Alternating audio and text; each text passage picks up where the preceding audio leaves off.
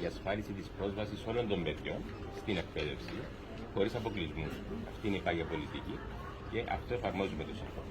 Αναλόγως της περίπτωσης υπάρχουν εκθέσεις ειδικών εμπειρογνωμόνων που διαμορφώνουν ποιο είναι το κατάλληλο πλαίσιο εκπαίδευσης των παιδιών αυτών.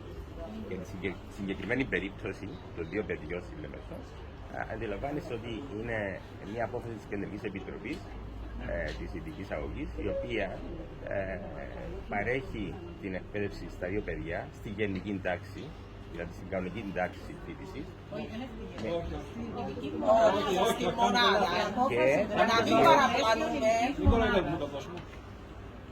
Είναι εκπαίδευση στη γενική τάξη και 2 περιόδους την ημέρα.